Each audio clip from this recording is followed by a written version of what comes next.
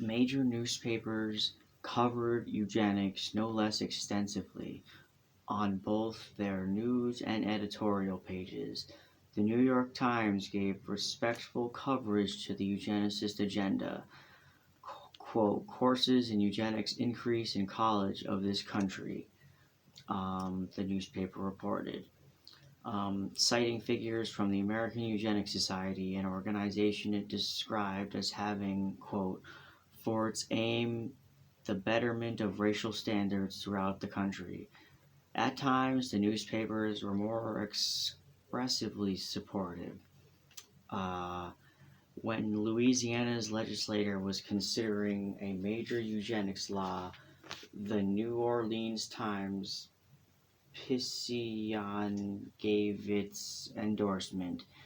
In several editorials, it insisted the bill was not a, quote, wild eugenics scheme or a violation of human rights.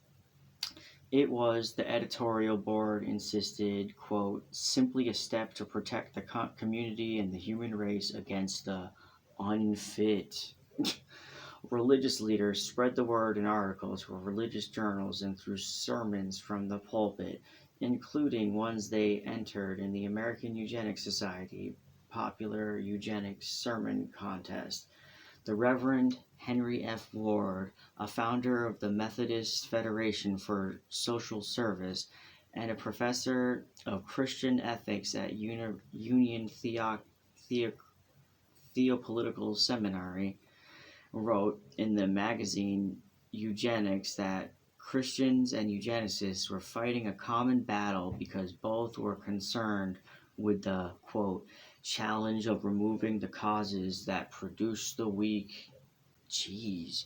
This is basically mirroring like what we have now with like Christo fascists basically scapegoating the LGBT community and the news constantly having to say, look at this shooting, it was a trans issue.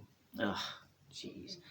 Religiously, oh, the Reverend Philip Endicott Osgood, the rector of St. Mark's Church in Minneapolis, used metallurgical imagery to urge people of faith to purge the dross of humanity. Quote, the Refiner's Fire wrote the 1926 eugenics sermon contest and was reprinted in the homiletic reviews. Many years later, the United Methodist Church would formally apologize for the prominent role in churches and pastors played in the eugenics movement. Quote, as the eugenics movement came to the United States, it said regretfully, quote, the churches, especially the Methodist, the Presbyterian, and the Episcopalian embraced it. There were high-profit eugenics conferences such as the Second International Eugenics Conference, which convened in 1921 at New York's American Museum of National History. The museum was a welcome site for the gathering. Its president, Henry Fairfield Osborne, was a co-founder along with Madison Grant of the Eugenics Galton Society. On the opening day, Osborne instructed a standing room only for crowds that, quote, the selection, preservation, and multiplication of the best heredity is the patriotic duty of the first importance, unquote. The Museum of Natural History installed special eugenic exhibitions, including ones on race, which taught that humanity is composed of many race differences, widely in physical, mental, and moral qualities, end quote. There were eugenic presentations at less lofty gatherings as well, including state and country fairs. The Kansas Free Fair of 1920 had a contest that judged human families in the same way as animals, and soon as the American as the American Eugenics Society was sponsoring fitter family competitions at fairs across the country. A volunteer who helped organize the contest said that when fairgoers wandered around the word eugenics over the entrance to building on the fairgrounds, quote, "We say while the stock judges a testing the Holsteins, jerseys, and white faces in the stock pavilion, we are judging the Joneses, Smiths, and Johnsons." Families who entered these competitions had to submit to medical and psychiatric examinations and take intelligence tests. Like the livestock, the winning families were awarded prizes. The Fitter Families contests were enormously popular and gave the movement a boost. Quote, "All the newspapers were glad to cooperate." A leader of the American Eugenics Society later recalled, quote, "No activities of the society gave no such publicity." Eugenics even found its way into the nation's movie houses in the form of feature-length horror film. In 1917, William Randolph Hearst Media Company produced The Black Stork, a fictionalized version of the story of Chicago obstetrician Harry Heiselden.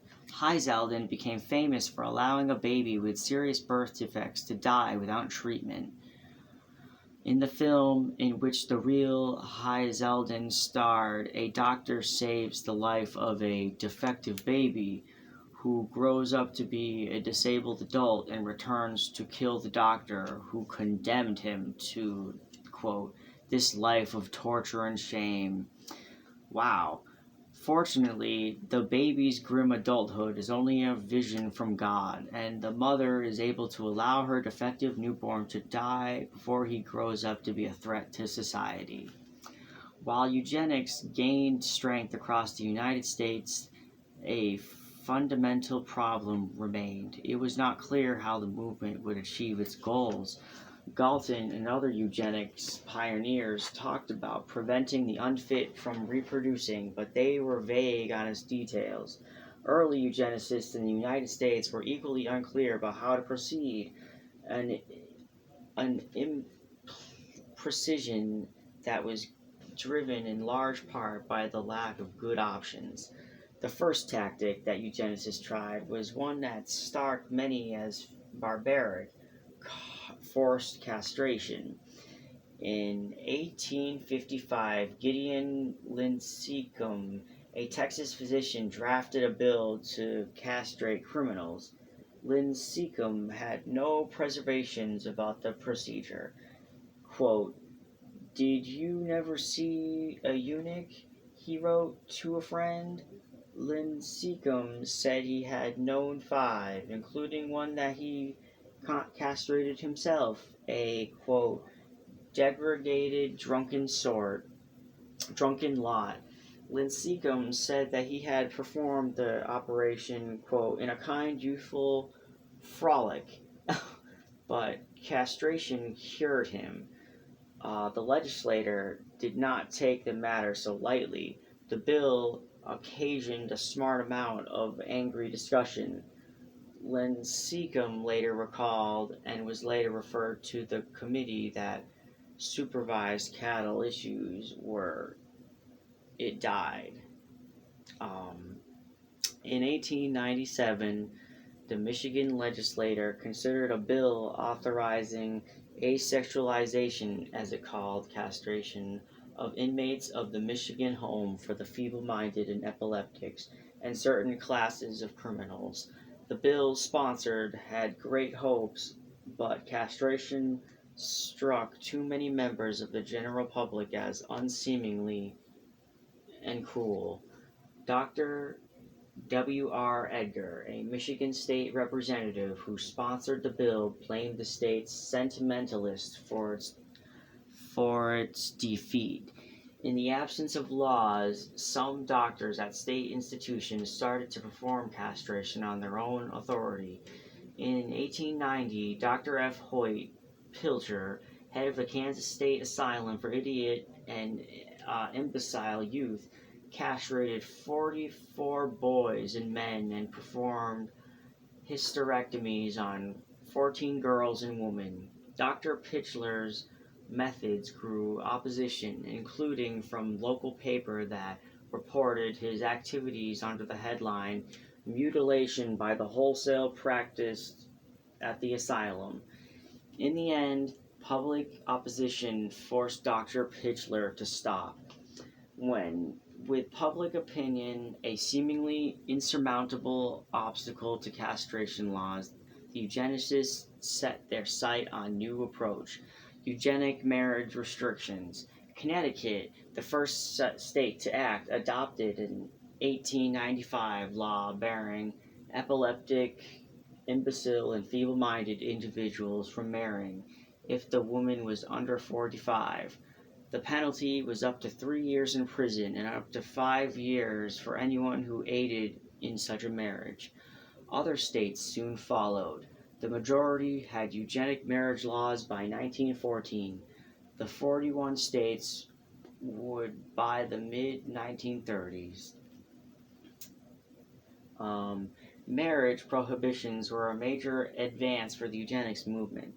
They were the first laws to endorse a goal of reducing production by the unfit. Quote, many eugenicists insisted that they did not go far enough, however, that defective people would continue to have children, with or without a marriage license.